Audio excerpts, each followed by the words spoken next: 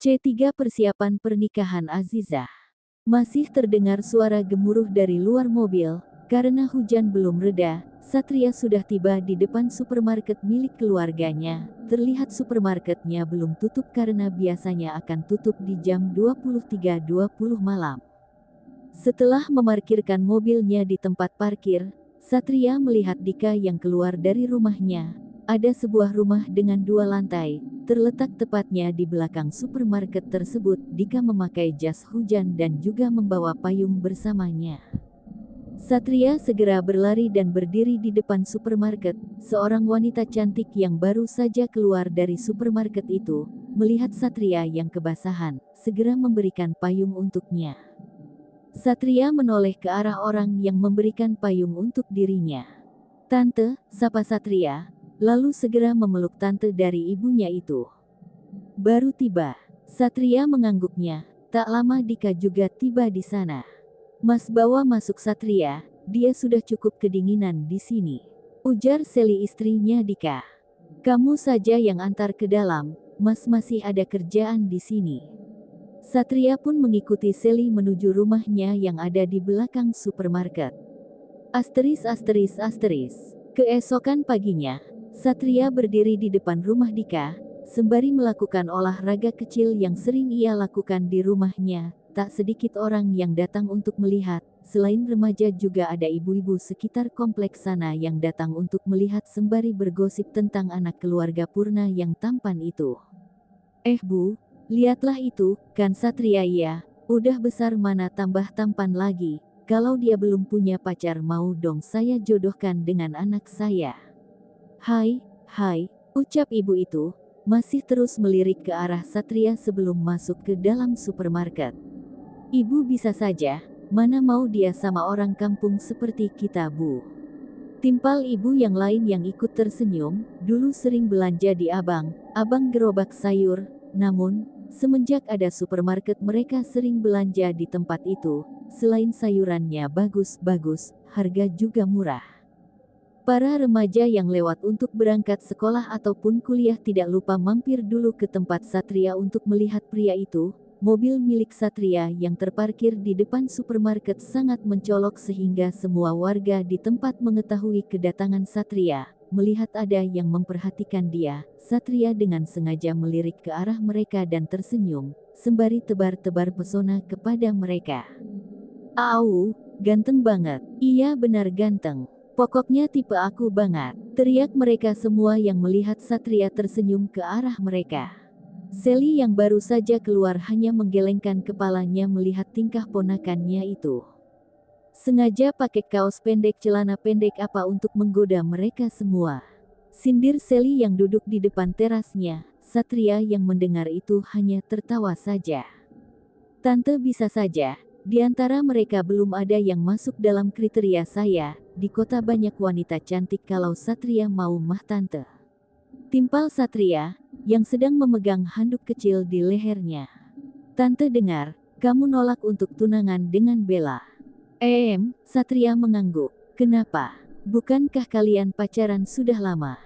"Bukan jodoh," jawab Satria singkat, tanpa melihat ke arah Seli. "Tapi, mamamu maksa, kan ya? Emang kamu bisa nolak?" "Enggak. Jadi, sekarang kalian udah tunangan dong?" "Iya, tapi tidak denganku, hanya tunangan bisnis gitu aja. Aku udah bilang enggak mau, tapi mereka maksa buat jodohin." Seli mengangguk, lalu memperhatikan Satria, yang sejak tadi hanya menatap ke depan saja, tidak melihat ke arahnya. "Dia Azizah, anak Bu Sunarsih, orangnya cantik banget. Tante udah pernah lihat waktu dia belum memakai cadar saat sekolah dulu, tapi sayang, udah ada jodoh. Hari Senin ini mau nikah sama Ustaz Zaki.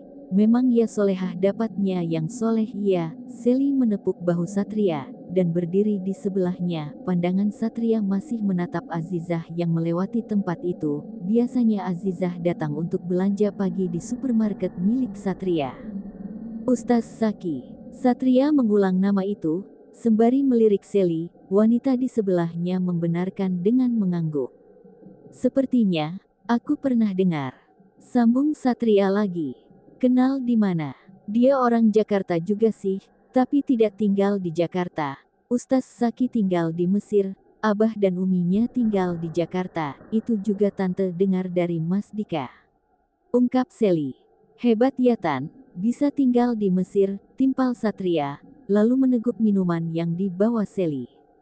Lah, kamu waktu kuliah, kan tinggal di Eropa juga, buat S2-mu, jadi Satria, kapan kamu akan menikah, umurmu ini tidak muda lagi.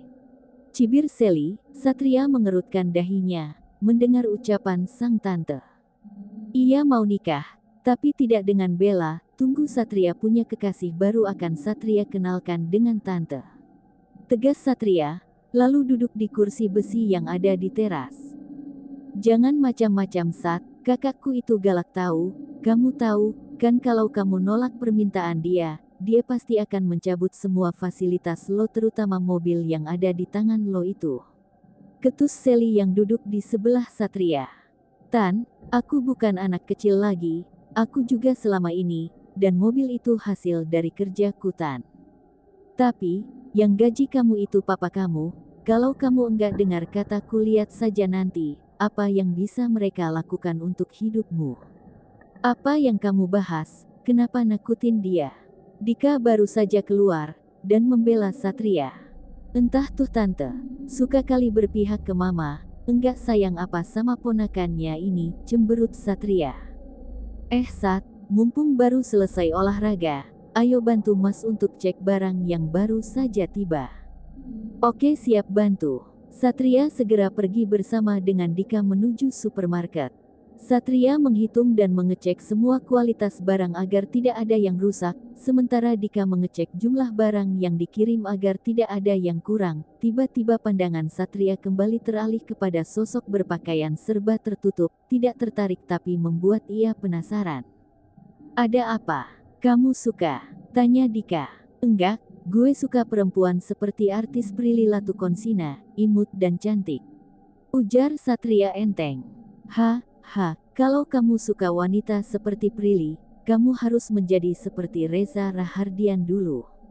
Tegas Dika, lalu meninggalkan Satria di depan gudang. Tunggu, kenapa dada gue sesak? Agar, Satria memegang dadanya yang sakit, tapi masih terus memandang ke arah Azizah yang keluar dari supermarket. Satria segera memilih untuk duduk sebelum tubuhnya ambruk. Apa yang terjadi? Tanya Dika, yang melihat Satria seperti orang abis berlari. Nggak tahu, tapi dadaku sesak paman.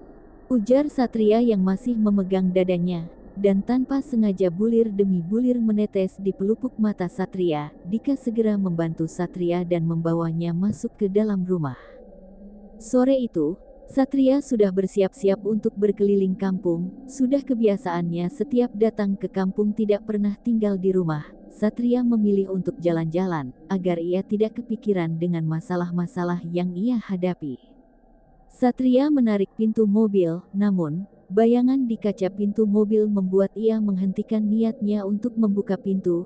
Di saat bayangan itu akan melintas begitu saja, Satria segera menoleh. Ia cukup penasaran dengan wajah seseorang yang ada di balik cadar itu. Setiap Satria melihatnya, wanita itu selalu menundukkan kepalanya. Blam. Satria menutup pintu mobil, ia mengambil kacamata hitam lalu memakainya, dan membenarkan rambutnya di spion. Udah tampan kok, goda Sally. Satria segera menoleh, ada Sally yang berdiri di samping mobilnya. Satria nyengir melihat ke arah Sally. Tante mau ikut, ajak Satria. Sally segera menggelengkan kepalanya. Ada banyak pekerjaan yang harus tante kerjakan. Kalau enggak pamanmu akan kesulitan mengatasinya sendiri. Kamu tahu, akhir-akhir ini pelanggan kita tambah banyak, dan karyawan di supermarket hanya ada 5 orang saja. Masih butuh tenaga tante untuk membantu mereka. Ujar Sally. Ya sudah, Satria pergi dulu. Satria segera menyalakan mobilnya. Dika yang baru saja keluar dari toko langsung berteriak memanggil Satria. Satria, teriaknya lagi. Sally segera menyuruh Satria untuk berhenti.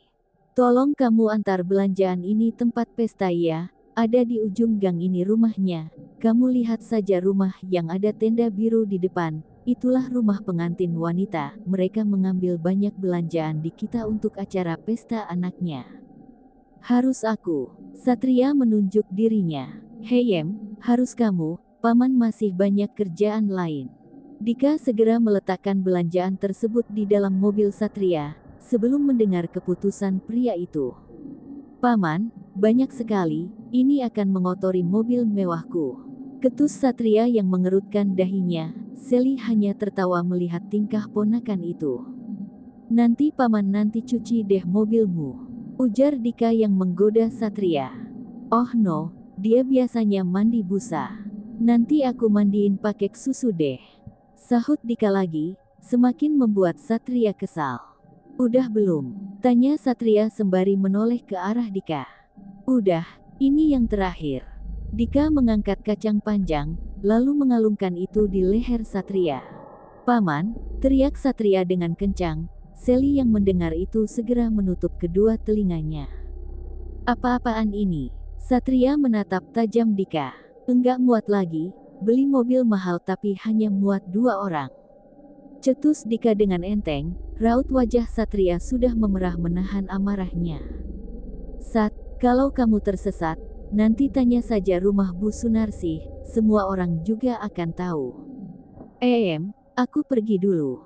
Hati-hati, Satria mengangguk, dan segera berlalu dari tempat itu, menuju rumah Sunarsih. Di sepanjang jalan Satria dilihatin oleh banyak penduduk di sana yang sedang pergi ke sawah, namun, karena tingkat kepedean Satria sudah melebihi provinsi ia pun cuek saja, hanya fokus menyetir dengan benar, agar tidak terjadi kecelakaan di jalan. Satria segera membelokkan mobilnya ke arah lorong yang ada di sebelah kiri. Dari jauh terlihat rumah yang sederhana, dengan tenda berwarna biru. Satria memarkirkan mobilnya di depan rumah tersebut. Permisi, teriak Satria, dengan posisi kacang panjang, masih di lehernya. Permisi, teriak Satria lagi, saat melihat tidak ada orang yang keluar. Waalaikumsalam, jawab seseorang berjalan menuju pintu. Satria yang berdiri di sana terdiam, mendengar jawaban salam dari mulut seorang wanita yang tadi pagi ia lihat. Assalamualaikum, ulang Satria, untuk lebih sopan. Waalaikumsalam, cari siapa ya mas? Tanya Azizah dengan lembut. Satria terpaku seketika. Mas, panggil Azizah lagi. Iya, saya datang kemari untuk mengantar belanjaan Bu Sunarsih. Oh, itu ibu saya. Letak saja di sini mas, nanti saya bawa masuk, ujar Azizah, yang berdiri begitu jauh dari Satria. Pria itu terus menatapnya heran, kenapa Azizah berdiri dengannya begitu jauh. Satria segera menurunkan semua belanjaan milik Azizah, dan meletakkan itu di atas bangku panjang yang ada di depan rumah. Saya permisi dulu, terima kasih, ucap Azizah, sembari menunduk. Satria pun bergegas masuk ke dalam mobil, lalu melihat Azizah yang memasukkan barang-barangnya ke dalam rumah. Satria mengerutkan dahinya saat melihat tingkah Azizah yang begitu aneh. Ia seperti takut akan orang-orang yang berbicara dengannya. Aneh, gumam Satria, lalu pergi meninggalkan tempat itu. Di saat Satria keluar dari arah lorong tersebut, tanpa sengaja ia bertemu dengan Gus Zain. Tit. Gus Zain menelan klakson saat mengenali Satria yang ia jumpai 2 hari yang lalu. Tit, Satria membalasnya. Lalu ia menepi mobilnya sembari menurunkan kaca mobil. Tidak menyangka dapat bertemu di sini, ucap Zain, yang tersenyum. Saya mengantar barang belanjaan Bu Sunarsih, sahut Satria. Oh, kalau begitu duluan ya. Saya mau mengantar orang dekorasi ini ke rumah Bu Sunarsih. Satria mengangguk. Zain segera masuk ke lorong tersebut, dan diikuti oleh orang dekorasi dari belakang. Satria sendiri sudah pergi sejak tadi meninggalkan tempat itu. Satria sekali lagi menepikan mobilnya saat melihat layar ponselnya menyala. Ponsel Satria masih bergetar. Ia melihat Bella yang menelpon. Satria mengabaikan panggilan itu. Tak lama kemudian, sang ibu ikut menghubunginya. Terpaksa Satria mengangkatnya. Ya ma, sayang kamu sibuk. Ma, aku sedang menyetir. Aku akan menghubungimu nanti, saat tiba. Baiklah sayang, hati-hati. Satria segera memutuskan panggilan itu. Ia tahu saat ini Bella pasti sedang bersama dengan ibunya. Satri pun tidak bisa menolak panggilan sang ibu. Sore hari, tiba di rumah, Sally dan Dika sedang menunggu Satria yang pulang begitu malam. Dari mana kamu? Baru juga turun. Sudah disuguhi dengan pertanyaan itu, Satria menatap malas ke arah Dika. Setelah menutup atap mobil, lalu ia segera berjalan ke arah supermarket, membuka lemari pendingin, dan mengambil satu botol minuman dari sana. Paman bayar ya, aku enggak ada uang receh. Ujar Satria lalu keluar dari supermarket. Setelah membayar minuman itu, Dika masih mengikutinya seperti orang bodoh. Paman kenapa dari tadi mengikutiku? Satria menoleh, Dika mengerutkan dahinya. Aku bertanya, tapi kamu belum menjawabnya. Ketus Dika dengan kesal. Sally di meja makan hanya menggelengkan kepala melihat tingkah suami dan ponakannya itu. Sat, sini kita makan sama. Ajak Sally. Sana, mandi dulu, setelah itu baru makan. Dika mendorong tubuh Satria ke arah kamar. Iya, ya aku mandi. Nih paman buang bentar ya, makasih. Satria segera berlari ke arah kamar, setelah memberikan botol minuman kepada Dika. Entah kapan ia bisa berpikir lebih dewasa lagi. Ujar Dika, berjalan ke arah tong sampah. Setelah membuang itu, Dika kembali ke meja makan, sembari menunggu Satria yang keluar dari kamarnya.